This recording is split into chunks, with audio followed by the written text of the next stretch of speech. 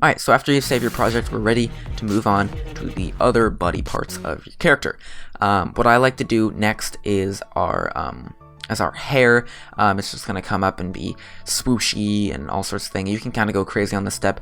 Put in your own twist, guys. By no means follow my tutorial to the T. Feel free to experiment. That's what this whole thing is. If I were just having you guys copy me exactly, I might as well just put the profile picture down in the description for you each to download, because yeah, I'm doing this so you guys can learn and make your own awesome variants of whatever I'm teaching you. Anyways, let's go ahead and do our pen tool by hitting P, and then let's just draw some awesome hair.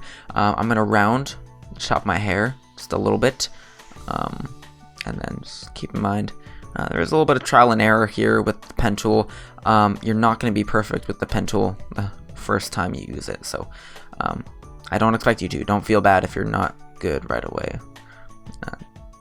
So yeah, I'm just going to create the rough outline, and I'm going to make these rounded later. Oh, I closed the path, so now I have to add a point and delete a point if I want to edit. Alright, so I'm going to kind of round that out. Nice. I like it. Round that out.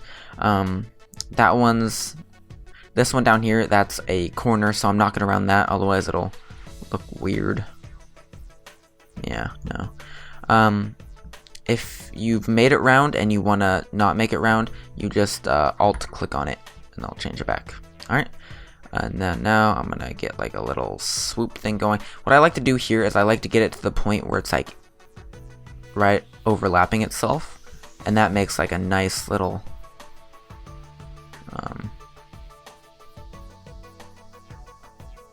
yeah, you can see it for yourself. And then we'll go here and then do something like that. Some weird looking hair, but hey, whatever, right? Demonstration purposes only. Not guaranteeing this will come out looking totally professional. Yeah, probably not going to. Ooh, this is some atrocious hair. I'm sorry, you guys. I'm gonna try to clean it up here. Yeah, just experiment around on this step.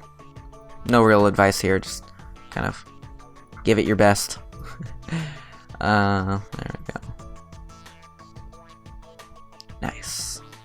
I like it. Okay, it's actually turning out somewhat okay.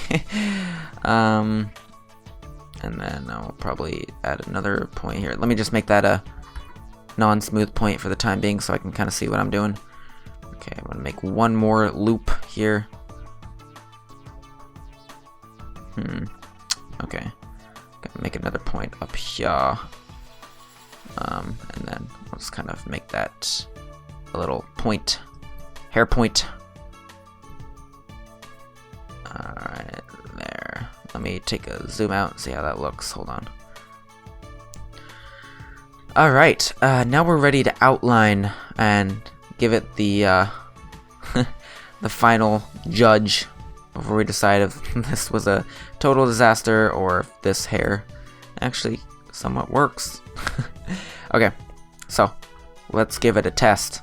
Oh, maybe I just want to hire these peaks. I really don't know. We're gonna have to see how this turns out, you guys. Kind of iffy on it. Let me delete that point. Okay. Stay with me here. Okay. I'm kind of interested to see how this looks. Let me make that round. Okay. Moment of truth. Let's name this layer hair underscore outline. Alright. So, quick little tip. If you don't want to keep going over to the path menu, if you don't want to keep clicking here and then right-clicking and saying stroke path, you can actually assign a keyboard key to it. So if you go here to edit and then keyboard shortcuts, you can go to panel menus and then scroll down to see path right here, and then expand that, and then you can go ahead and do stroke path. I have it set to F11 and fill path to F10. And that'll go ahead and make your life a whole bunch easier. So I'm gonna go ahead and hit F11. Brush. I actually want to make the brush smaller because here's my kind of rule: the smaller the feature on the face, the smaller the brush size. So on big features like your head, I'm gonna make a big size like 17, but on a smaller feature or slightly smaller feature like our hair, I'm gonna go down to maybe like 11. That'll kind of give it like dynamic depth feel, sort of. I don't know what to call it. Let's see how that looked. I'm gonna go ahead and fill it and then get rid of the path so we can take a look in all of its glory here. So I'm gonna go ahead, make a new layer every time you make a new sort of edit. So an outline is considered an edit, and like a fill is considered every time you add something to your picture. Put it on a different layer. Save yourself the headache later. Hair underscore fill. All right, gonna go ahead and do fill path, and then I'm gonna pick a nice color here. Keep in mind you can do like gradients instead of like solid colors. I think I might do that here. So you have this, and then all you can do here is fill, and then I don't think there's a gradient here. So to kind of get around that, to kind of get around that, you're gonna right click and say make it into a selection. No feather and anti-alias, that's up to you. Alright, now it's a selection, so now we can use any one of these tools to kind of do it. We can even do manually the brush tool, and notice how you can't go outside of our selection. So that's when it kind of do the magic stuff. That looks crappy. That's what's gonna allow you to fill it pretty much. So I'm gonna go ahead and grab my gradient tool, and I'm going to get a nice range of colors here. Let me click on the actual box here, and then I'm gonna go ahead and make this color. I'm gonna double click that color, and I'll make that like a red, kind of red orangish, kind of match my color. And I'm gonna make the other the same thing.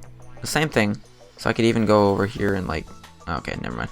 I'm gonna do the same exact thing, but make it a little bit lighter and or darker, and that's gonna kind of give it kind of a shaded, cool look. What's going on over here? Why is it? Okay. Oh, this opacity was set to 0, so set that back to 100. There you go. It gives you kind of like a range of color. I'm gonna make the range of color a little bit more extreme so you can kind of tell, maybe a little bit darker. And there you go. We have a nice kind of light orangish red down to a darker color. We're gonna go ahead and click and drag along with the swoops of my hair to create that gradient. Ooh, that does look nice. All right, so there you go. I probably could have stood to make the hair outline a little bit smaller. My thing is saved. Yeah, my gradient is saved, so I'm just gonna go ahead and do that real quick. Notice how it took my layer away, so I'm gonna have to re-add that. Slight perfectionist thing going on here. Stick with me. I'm gonna go down to maybe about 7. So this whole thing is just a process. Just have fun with it, pretty much. All right, that's a lot better. I can tell that's a lot better. Go ahead, add a new layer underneath the outline. Fills always go underneath the outline layers. Hair underscore fill. Go ahead and make that into a selection. All right, 0 on the feather, and then we are going to go with the swoop of our hair.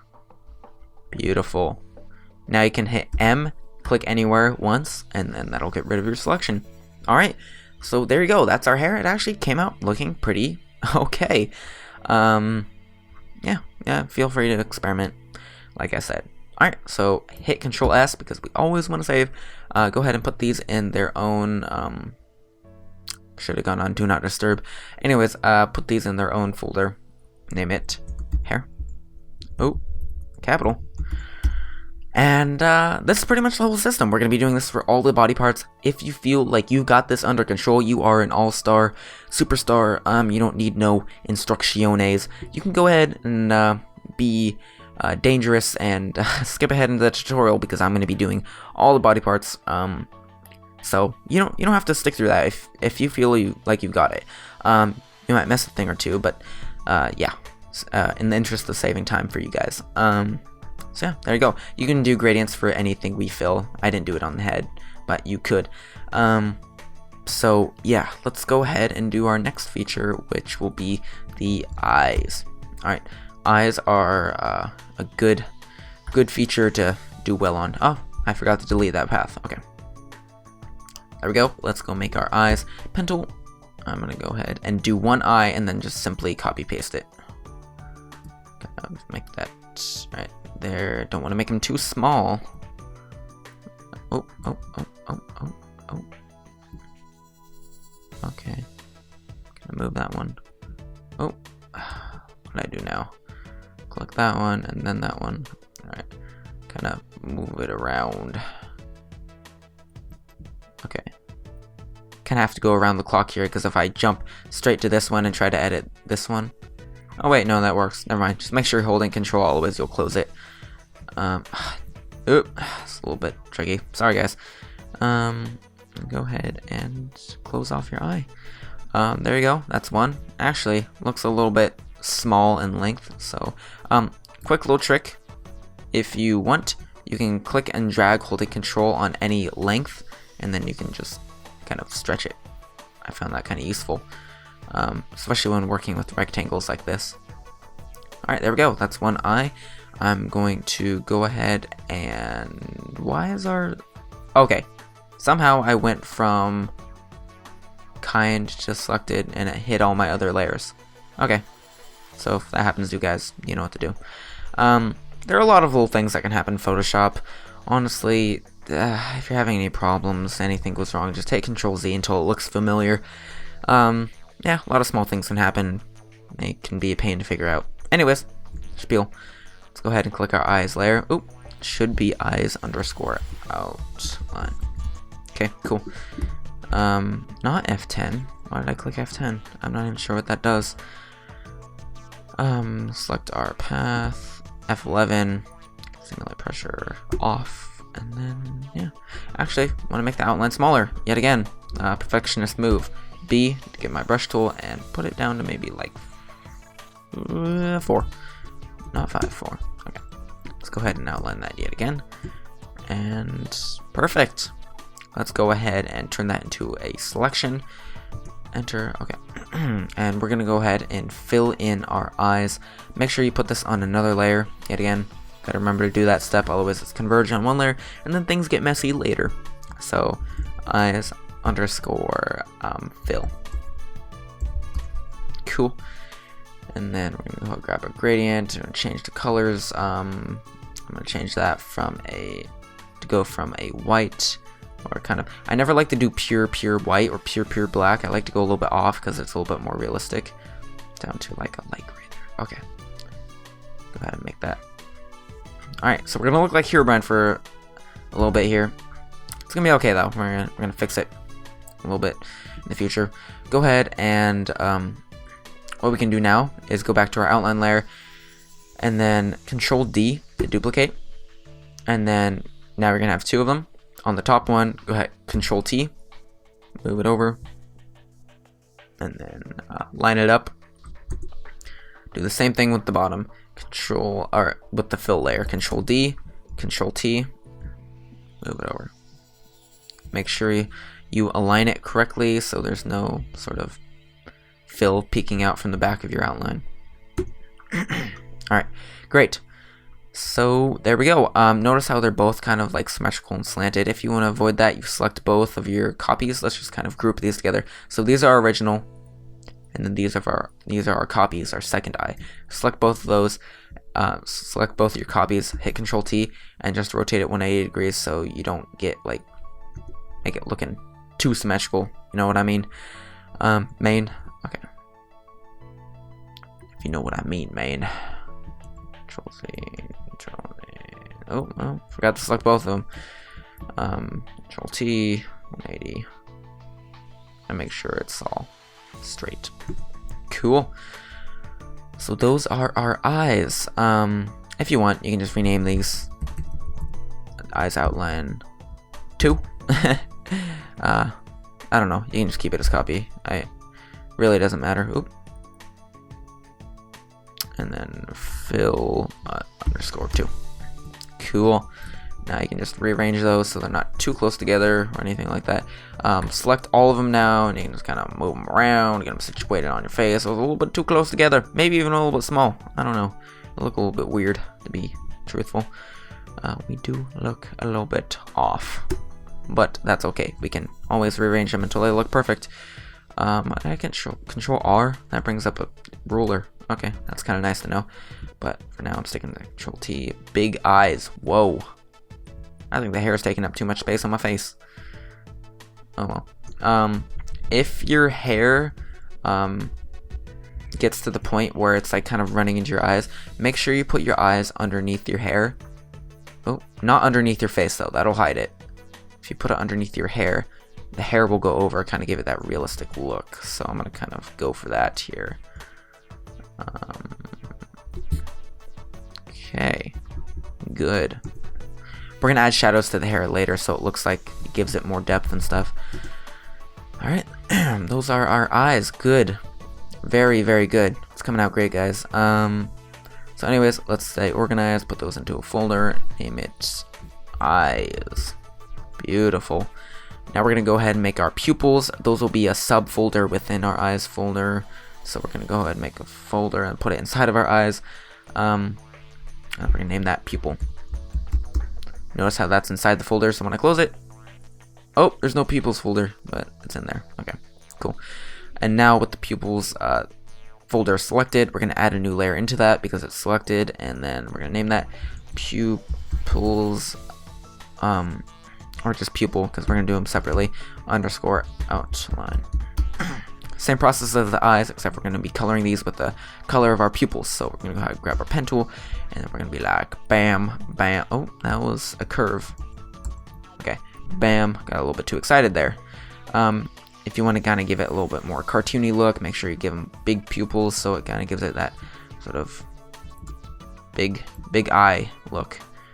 So I'm just going to make these all straight, and then I'm going to go ahead and control click and drag on each side, so that'll make my life easier when resizing. Alright, there we go. It's not centered correctly. It should be like a little bit in. I like to go 2/3 from the center to the edge when centering my pupils, but I can move it around later. Alright, so there we go. Yet again, a more intricate body part, so I'm going to go ahead and lower it down from 4 to maybe like 3. I don't want to go any lower than 3, because then it starts to get to the point where you can't really see it. Although, you know what, I'm going to be a little bit dangerous and go down to 2. Hashtag YOLO. Alright, there we go. Paths, right click, stroke path. I could have used my keyboard shortcut, but we're living life on the dangerous side. Ooh, that didn't do anything. What's wrong? Oh, our pupils are below our eyes, so we can't really see them behind. So we're going to bring them. They're still inside the eyes folder. We're just bringing them to the top of the layers. All right. There we go. We can see our outline now. It's a little bit faint just because I put the brush size really small, but that's okay. We're going to go ahead and create a new layer for the fill. I'm going to name that one pupil underscore fill. Great. Move that underneath. And then we have our fill layer. We're going to go back to pass, make a selection out of it. And then we're going to go ahead, do that pupil. We're going to go make it a nice green sort of. I have green eyes, so kind of dark. Yeah. I say green in Spanish again. It's something like something weird, like my Spanish teacher would not be proud of me for forgetting. I am sorry. There we go. Good. Give it that nice sort of look. I don't know, I seem to just be going this way with the gradients all day. Oh, if you press enter, it apparently... Enter on your numpad apparently brings up the same thing you'll see up in the corner. Oh, that's because I have that selected, and every time I hit enter, it's selected. Okay. Wow. Okay. Learn something new every day. Oh, I can't really see that online at all. Oh well, whatever. Excuse me. Alright. So 20 minutes in, sorry for the so long. You can skip and do whatever you want. Yeah. Anyways, let's get back to our pupils. We're gonna go ahead and select both of those, duplicate them at once because we're just gonna do them one by one anyways, and then we're gonna go ahead and select both of our copied layers, move that over. Oh, that is the anchor point I'm moving. What the heck? Gotta zoom in. Alright, and then we're just gonna move those. To avoid it looking strangely similar, we're just gonna rotate it 90 degrees, mixing it up. Oh, that does look a little bit off. Hold on, right there. No, that looks a little bit off. Oh, I moved it too many times. It looks all jig-jagged. Okay, let's try this again. Yeah, if you rotate it and then rotate it again, it gets a little bit, looks a little bit jagged. There we go. Not bad. So there we go. Select that. Control T. Sorry for the notifications on Skype. Let me actually turn that off real quick. Sorry for that. Do not disturb me. Do not wake me. Looks like I'm a little bit cross-eyed right now, actually. At least from here, it looks like I'm cross-eyed. It's like, oh man, that's horrible. I'm sorry. Let's kind of rearrange these separately. There we go. Now it really looks like I'm cross-eyed, but actually, that looks better. Yeah, do whatever you want. The hair is kind of bothering me, but like I keep telling myself we're gonna add shading and make it look better later. So, yeah, sorry, pet peeve. And then you can actually add an iris to this if you want. That's a little bit more detail. Basically, you'd be, those of you who are interested, you grab your brush tool and you're going to be doing this by hand. You'd make a new layer on top and call it iris. Basically, what you'd be doing is grabbing the brush, making it like size. It's going to be kind of big. And then basically what you're going to be doing is with the you want it to be black. Okay, we have a black brush selected. Maybe go up to 7. Basically, you'd be doing like this, like all the way around.